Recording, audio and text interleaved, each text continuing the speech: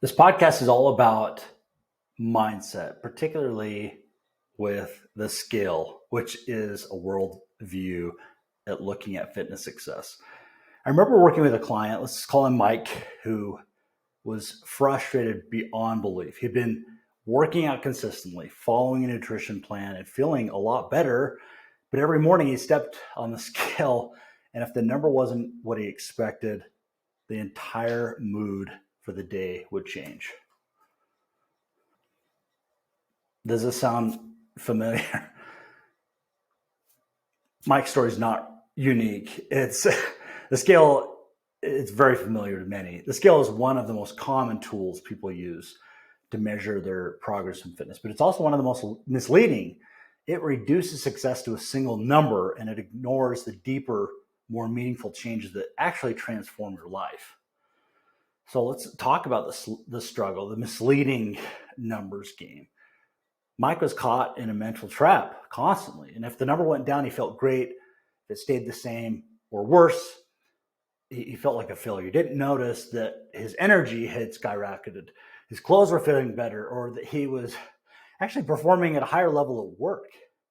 So this is the problem with using the scale as your primary progress marker.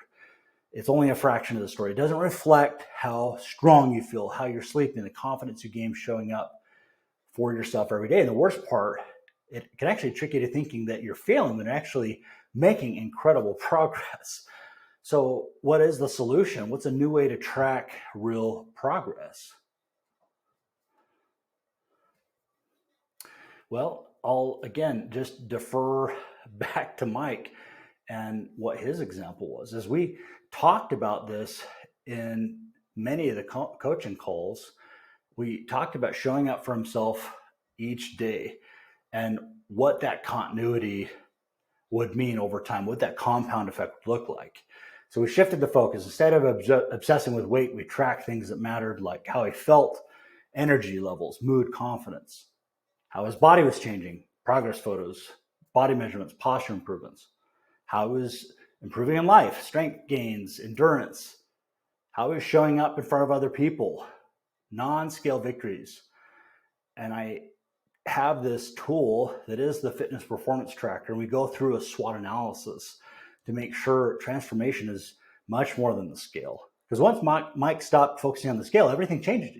He started noticing real wins. He started seeing he had the energy to play with his kids, and he was no longer controlled by a number. He was so much more in control of his life. And so you can feel energy, you can feel physically more active in every area of your life. It does take a shift. So if you're tired of letting the scale dictate your progress, it's time for this kind of an approach. You want to measure what matters, because your success isn't about a number. It's about how you live, you feel, and perform each day. And so where it counts, and make sure that how you're looking at the end of the year, you're constantly doing things to give yourself that kind of a preview. One thing I will say, I was just in this group call with clients, and I mentioned to them that I was at this particular stage of my fitness where I wanted to get big, and I was doing a lot more powerlifting type of lifts.